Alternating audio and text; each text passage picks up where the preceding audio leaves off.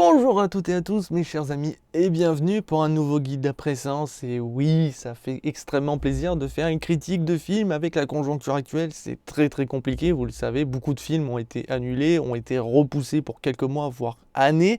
Heureusement, certains de ces films ont été tournés et réalisés bien avant le Covid-19, mais comme les cinémas sont fermés, eh bien, il faut remercier quand même la VOD, les plateformes de streaming comme Disney+, comme Netflix, pour avoir la chance de voir ces films et aussi leur permettre d'avoir des revenus pour peut-être potentiellement proposer des suites ou pour justement faire en sorte que les petits réalisateurs qui sont pas très connus puissent continuer à vivre de leur passion. Et aujourd'hui justement on va parler d'un film qui a beaucoup de particularités, ce qui fait que c'est un bon film, très surprenant. On va parler aujourd'hui de Extraction ou Tyler Rake, réalisé par monsieur Sam Hargrave. Et on va parler de la première particularité, mais c'est le réalisateur, parce que c'est son premier film. Et à la base, il est connu en tant que cascadeur professionnel. C'est lui qui dirige pas mal de chorégraphies dans des gros films comme Avenger ou autres films. Il est très connu et très reconnu dans sa fonction parce qu'il est extrêmement doué. On le sent d'ailleurs, puisque là, il a géré les cascades, il a géré la chorégraphie des bastons, et c'est extrêmement bien rythmé, mais surtout, c'est putain de bien réalisé. C'est son premier film derrière la caméra, et il s'en sort très bien. Et en même temps, amateur d'action en tant que cascadeur professionnel, bah, tu sens que le mec il est minutieux, il fait attention à ses plans de caméra, il fait attention à ce que ça soit crédible pour vous en tant que spectateur, ce qui fait que pour son premier film, eh ben, on peut lui tirer notre chapeau, on peut faire en sorte, nous en tant que spectateurs, de regarder son film pour que derrière ils se disent ah, ok, ça a plu, et bien je vais retourner derrière la caméra pour vous proposer un autre divertissement. En tout cas, il s'en sort très bien, parce que je m'attendais à ce que ça soit pas forcément plat au niveau de la réalisation, mais je m'attendais pas à ce que ça soit aussi explosif. Donc on va utiliser énormément de steadicam, de caméra à l'épaule. Il n'y a pas énormément de gros plans parce qu'en fait l'action se déroule en Inde, et donc c'est des petites ruelles, il y a énormément de passants, il y a énormément de bagnoles, il y a énormément de choses, ce qui fait que c'est très difficile de proposer des gros plans.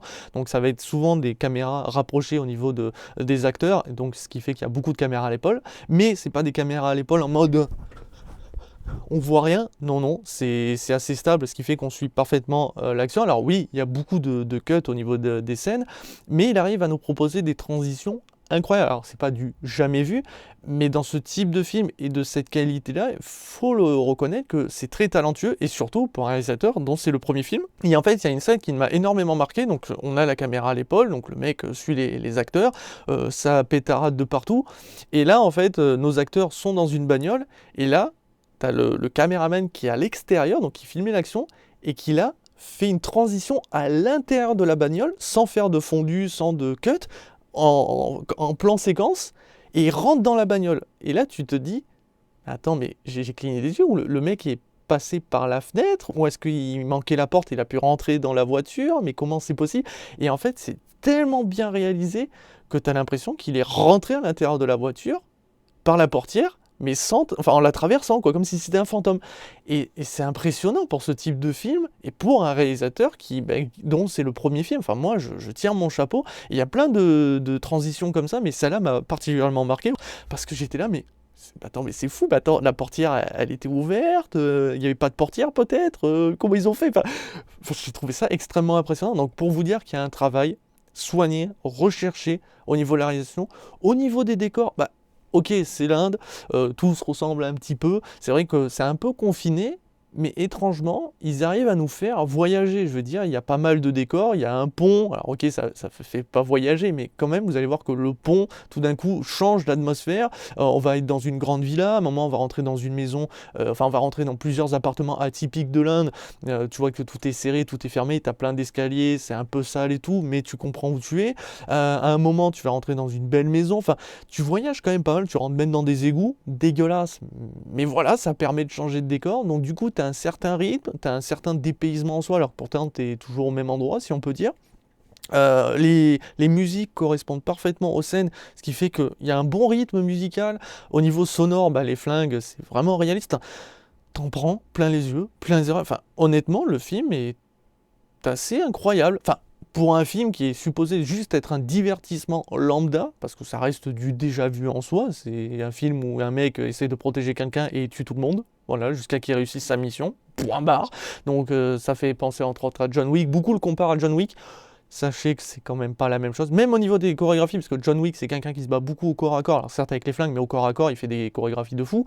Là le personnage donc de Tyler, lui il va pas non plus au corps à corps à 150 ans pour faire des coups de malade, même s'il y a énormément de combats à main nue, mais c'est pas un mec qui va par exemple sauter à la jugulaire, tourner sur la tête du mec, le mettre au sol, ce genre de truc, ce qu'on a vu entre autres dans John Wick, mais c'est quand même bien chorégraphié, mais voilà, on compare parce qu'il y a beaucoup de morts, mais sachez que les deux personnages sont très différents au niveau de leur histoire.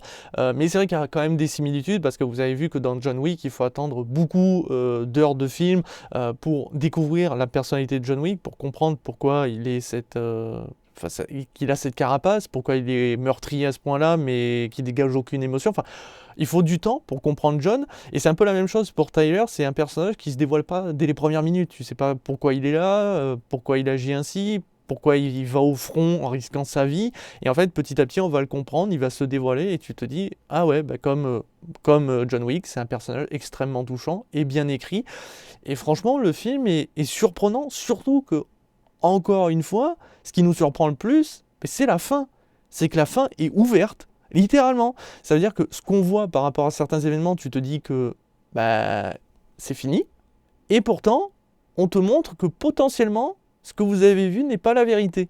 Donc, vérité ou illusion? Est-ce que ce protagoniste était tellement proche de cette autre personne qu'il l'imagine?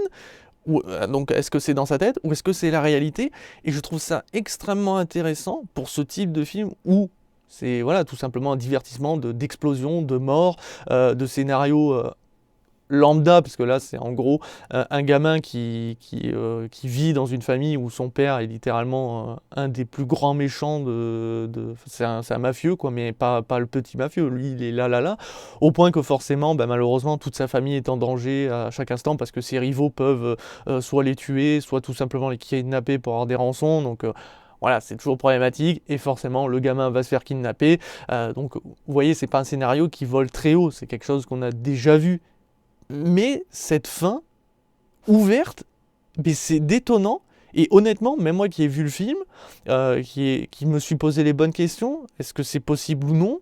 Quand tu vois ce qui arrive au personnage, tu te dis, ah, c'est quand même compliqué, mais en même temps, c'est possible, sans déconner. Donc, je vous laisse faire votre avis par moi-même. Je ne suis pas rentré dans les détails, je passe pas, je vous laisse découvrir. Mais la fin est ouverte, et ça, j'apprécie grandement. Le personnage principal est incarné par Chris Hemsworth, donc qui incarne Tyler. Bah, Chris Hemsworth, il n'a pas son gros marteau, mais maîtrise parfaitement les armes à feu.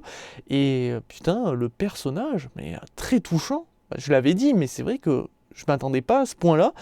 J'ai pas versé une larme, mais si je devais faire une comparaison, pour moi, le personnage de Tyler est plus proche du personnage du Punisher. Pas pour ses actions en elles-mêmes, mais par rapport à sa recherche, par rapport à sa manière d'être, par rapport à son passé, ça fait un peu penser au Punisher. Pour moi, on est plus proche du Punisher que de John Wick. Mais j'ai beaucoup aimé son personnage. Alors, je vais pas parler des autres acteurs, parce que la plupart, je ne les connais pas. Mais sachez que le personnage, donc incarné par Rudrax Jaiswal, désolé, je le prononce très mal, donc qui incarne Ovi, l'enfant donc du grand parrain, du grand mafioso qui va se faire kidnapper, bah il est jeune, mais il joue très bien. Voilà, encore une fois, même les personnages les plus jeunes, donc incarnés souvent par des enfants ou des adolescents, sont tellement bien écrits et jouent très bien que bah, on arrive à être touché et impacté pour eux, même si c'est pas forcément des gentils, parce qu'il faut savoir que dans ce film-là, alors je tiens à le préciser, il peut heurter la sensibilité pour tous ceux qui n'aiment pas forcément voir la maltraitance sur des enfants.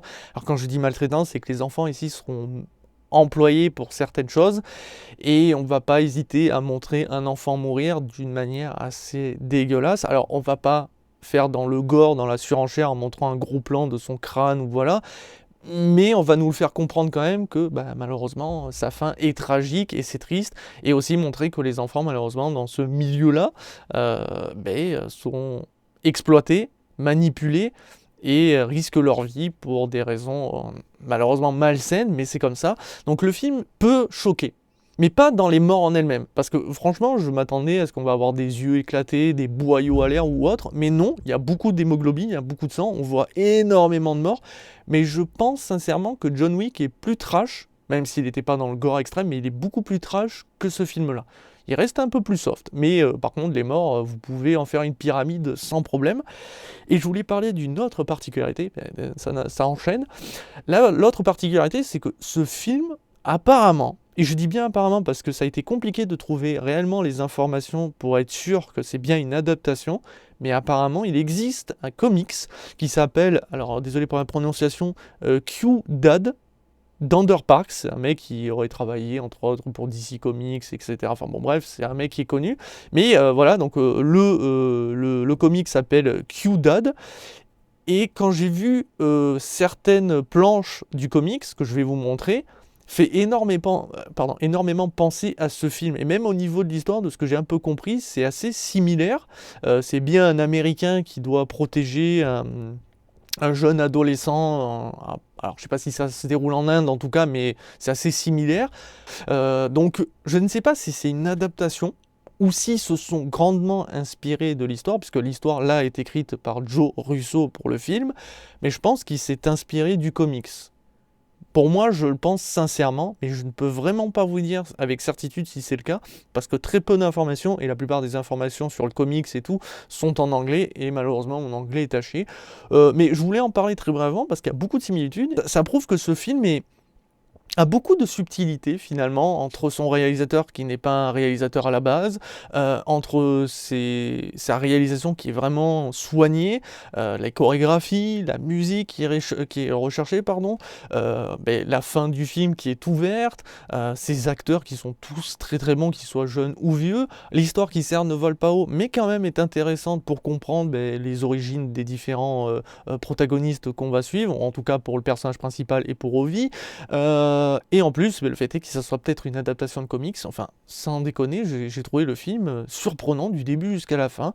Et même si c'est pas un chef-d'œuvre parfait, parce qu'il y a des reproches, entre autres, on sent que c'est minutieux, mais qu'ils n'ont pas tout surveillé, parce qu'à un moment, on voit entre autres Tyler tirer sur un policier.